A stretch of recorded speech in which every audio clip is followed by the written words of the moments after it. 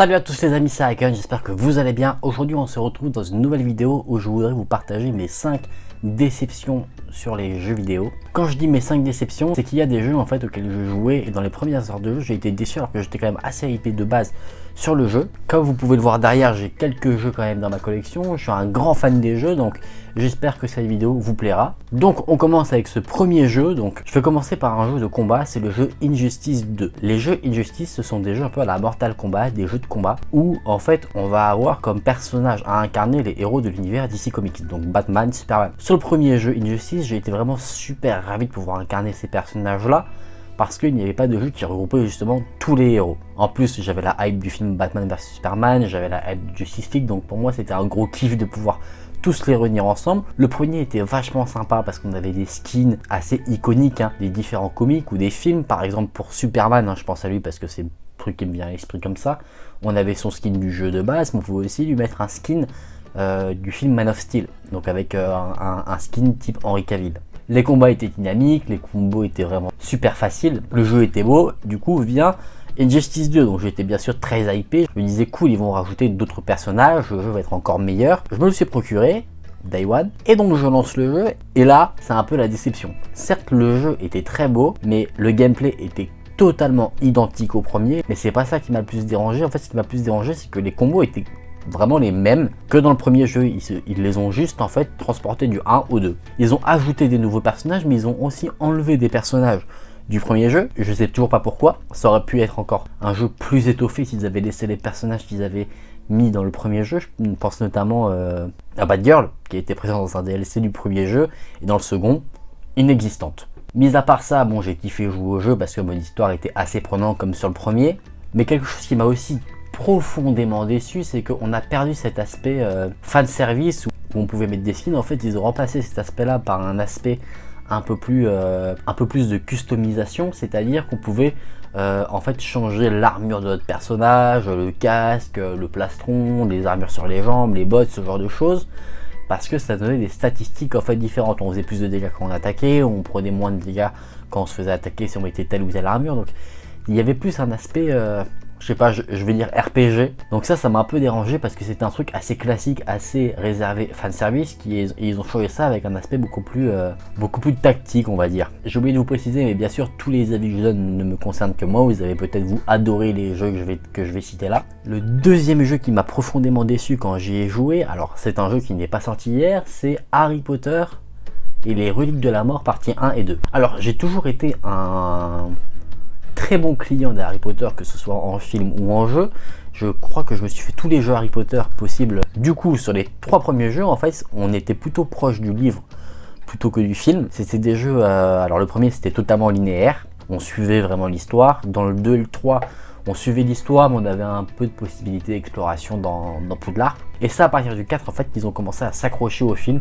D'ailleurs ça se voit totalement avec l'évolution des graphismes. Au début on avait un Harry Potter qui était assez unique, et puis à partir du 4 c'était le portrait de Daniel Radcliffe, l'acteur du film. Et du coup à partir de Harry Potter et la coupe de feu en jeu vidéo, ils ont commencé à essayer de changer un peu de style de jeu. On est parti sur un jeu qu'on pouvait jouer en coop, donc ça pourquoi pas. On suivait le film mais c'était en fait on était un peu sur des niveaux, et on avait plusieurs choses à faire par niveau. On avait le niveau par une bêtise dans la forêt, après dans une salle de classe, sur les toits de Poudlard. Ça se répartissait comme ça, donc c'était pas extraordinaire. Le 5 était vraiment bien parce que là ils ont encore changé de concept, mais ils sont partis un peu plus sur l'aspect open world. On pouvait se balader dans Poudlard vraiment à notre guise, et ça c'était super kiffant. Ils ont remis ça dans le 6, même si c'était un peu moins bien parce qu'il y avait beaucoup moins d'activités à faire il me semble, et le jeu était voilà, il frappait moins par rapport au 5. Le 5, moi je me rappelle quand je l'ai mis j'avais joué sur Wii. Quand je l'avais mis, je m'étais pris une claque dans la tronche. Je me suis dit waouh, parce que Poudlard était magnifiquement modélisé. Le 6 était beaucoup plus copié du coup du 5.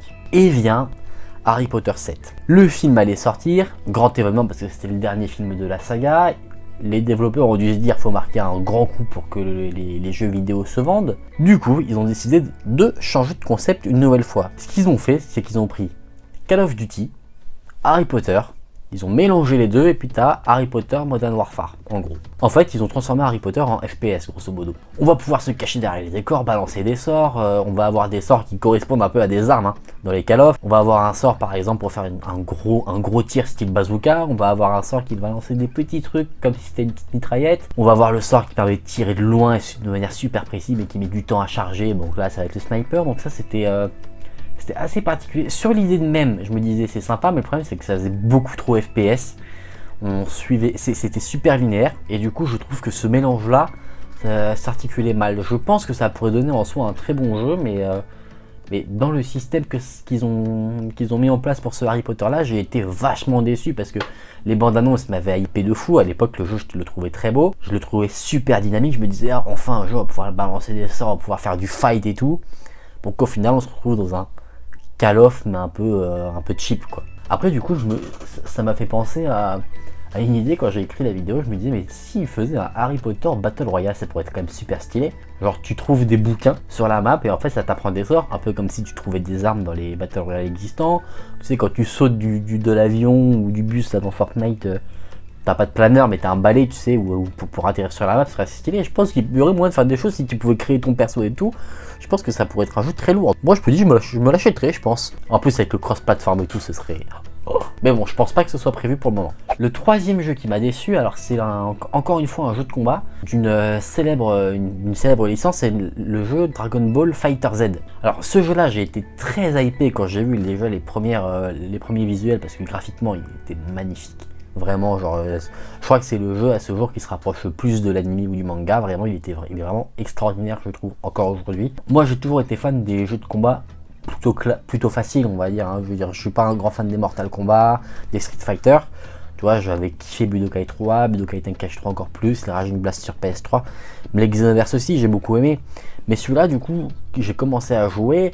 Et je trouvais en fait que le système de combat était un peu mou. Je trouve qu'on ressent pas toute la puissance qu'on devrait retrouver dans un jeu Dragon Ball. Un truc qui a été enlevé depuis un bon moment, je crois qu'ils l'ont juste rajouté dans le dernier jeu Dragon Ball, la Dragon Ball Kakarot. Mais c'est des combats de Kamehameha là où ça s'entrechoque et tu sens que tout pète à côté. Il faut appuyer le plus vite possible sur le bouton pour gagner le combat. Ça, ils l'ont pas rajouté. Les maps sont assez petites, c'est en 2D. Et puis si toi t'es là pour le plaisir et que tu joues en ligne, bah je trouve que ça devient vite lassant parce qu'en fait le mec il va te bloquer dans un coin de la map et en fait il va t'enchaîner sans que tu puisses faire grand chose. Après je ne sais pas forcément bien jouer à ce jeu, donc ça se trouve on peut se sortir de ce genre de situation, mais moi je trouve ça super chiant. En fait tu joues, t'es là, tu prends ton petit kiff, éventuellement tu testes les personnages et tu te fais enchaîner dans un coin de la map en ligne. Ça c'est tout ce que je déteste. Moi en tant que fan de Dragon Ball Z, Dragon Ball Super, Dragon Ball GT, on n'en parlera pas, j'ai été quand même assez déçu, quoi. J'ai l'impression que c'était un jeu de combat genre Street Fighter, mais ils t'ont mis juste les skins Dragon Ball, quoi. Pour moi c'est pas du tout le jeu Dragon Ball qui va faire honneur, on va dire, à la licence. Si par exemple tu deviens fan et qu'on te dit quel jeu je dois absolument jouer, pour moi je dirais jamais Fighter Z. Quatrième jeu maintenant, ça va être Just Cause 4. Alors le jeu, j'ai acheté Just Cause 3 par hasard et j'ai littéralement adoré le jeu. Vraiment, genre le jeu était beau, tu pouvais vraiment te balader sur toute la map, totalement libre là sur l'île un peu tropicale. T'avais l'histoire, fallait libérer des villes et puis t'avais des missions, c'était assez simple, tu pouvais te faire kiffer en détruisant tout ce que tu voulais, un peu à la GTA. Donc ça j'ai adoré. Donc forcément quand j'ai vu qu'il y avait le 4 qui était encore plus beau, qui ajoutait encore quelques nouveautés, j'étais quand même assez hypé. Du coup bah je me le suis pris quand il est sorti. Et bah pareil, j'ai été déçu parce qu'en fait tu retrouvais quelques éléments du 3 que j'aimais beaucoup, mais le problème c'est qu'ils ont enlevé d'autres éléments qui étaient totalement kiffants parce que j'aimais bien quand même suivre l'histoire et j'ai jamais compris comment vraiment on avançait dans l'histoire dans ce jeu là, parce qu'il fallait débloquer une certaine zone de la map pour accéder à telle mission, mais pour la débloquer il fallait faire d'autres petits trucs pour augmenter une sorte de barre d'expérience. Une fois que tu avais atteint un niveau, tu avais un point et il fallait utiliser ces points pour débloquer les autres, parce qu'il y a des zones il fallait genre 5 points, donc il fallait faire plein de petites quêtes sur la map pour réussir à augmenter ta barre. Enfin c'est vraiment super long et je trouve que ça retire tout le fun que j'avais pu avoir dans les Just Cause. Et c'est pour ça que le jeu je l'ai encore et je l'ai désinstallé de ma play et je l'ai même pas terminé en soi. Et enfin, dernier jeu qui m'a déçu que j'ai en tête, c'est Alors ça pareil, c'est un jeu d'une très grande licence, c'est Assassin's Creed Origins. J'ai toujours été un grand fan des Assassin's Creed. Le 1 on me l'avait prêté, je l'ai joué, j'ai adoré. Le 2 je l'ai joué sur PC, j'ai kiffé aussi. À l'époque les jeux Assassin's Creed sur PC sortaient 6 mois plus tard après la sortie console. Donc je me rappelle, j'allais chez des potes qui l'avaient sur console pour y jouer avant que je puisse l'avoir sur PC. Le Brotherhood pareil, je l'ai torché, enfin j'ai torché tout l'Assassin's Creed de toute manière. Je vois Origins débarquer, je me dis cool, il retourne un peu plus dans le passé. Le jeu est beau en Égypte, vu que les Assassin's Creed sont des open world en Égypte, je me dis ça va être vraiment ouf. Puis là, je m'informe pas plus que ça, j'achète le jeu et puis là je vois qu'en fait ils ont transformé les jeux en RPG alors qu'avant c'était pas du tout ça. Donc je joue comme je jouais de base à un Assassin's Creed. Et puis à un moment donné dans l'histoire, on me dit que je dois faire une certaine quête pour progresser dans le scénario et puis il faut être niveau 50, je suis niveau 25. Je me dis quoi? Pourquoi? Je vais faire le 10 niveaux et puis je me fais éclater la tronche, je me fais torpiller comme jamais. Et en fait, il fallait faire plein, il faut faire plein de petites quêtes pour augmenter son niveau et atteindre les niveaux pour pas se faire torcher dans les missions du mode histoire. Et ça, je trouvais ça, d'un côté c'est intelligent pour les développeurs parce que ça rajoute de la durée de vie, mais moi en tant que joueur qui voulait juste faire l'histoire et kiffer, en fait ça m'imposait de devoir farmer le jeu pour augmenter, et après il fallait trouver des armes qui étaient à un niveau, un bon niveau pour que tu fasses quand même pas mal de dégâts, parce que si tu gardais l'arme du début du jeu qui est niveau 1 et que tu affrontais des ennemis niveau 15, et tu faisais pas de dégâts, donc il fallait avoir une arme niveau 15, mais moi je me disais mais si j'aime bien le design de cette arme, pourquoi je devrais m'imposer de prendre cette arme là? Enfin vraiment en fait je trouvais que ça t'imposait beaucoup de choses que tu voulais pas forcément faire, et tu vois normalement un Assassin's Creed, je me le torchais vraiment toute la journée, même la nuit, en 3 jours je l'avais terminé quoi, et puis après je jouais pour le kiff à me balader dans l'univers. Là j'ai mis 2 semaines à y jouer vraiment toutes les journées, j'ai tellement joué et ça m'a tellement pris de temps que je m'en suis fait une tendinite. Je te jure, genre, j'avais un plâtre. Et le plâtre, je l'ai enlevé après pour continuer à jouer. Après, bon, ils ont mis le même système pour Odyssey. Pour moi, Odyssey, c'est pas forcément un Assassin's Creed, c'est un bon jeu RPG, un très bon jeu RPG sur l'univers de la Grèce antique. Mais pour moi, j'associe pas du tout ça à un Assassin's Creed. Pour moi, les Assassin's Creed se sont arrêtés à Syndicate. Parce que toute la patte Assassin's Creed, tu vois, le gameplay que tu connais, du 1 à Syndicate, ça va être le même. À partir d'Origins, ils ont totalement remanié la formule, je trouve.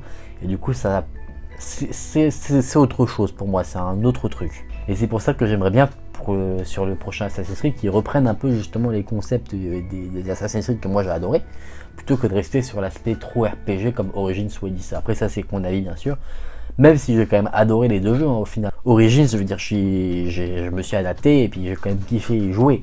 Ça, il n'y a pas de doute là-dessus, mais à chaque fois que j'y jouais, je me disais, bah tiens, j'étais un peu nostalgique quand même des anciens, quoi.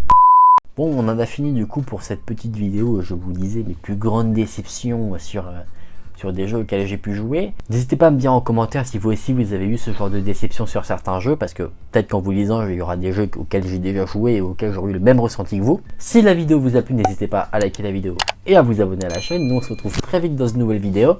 Salut!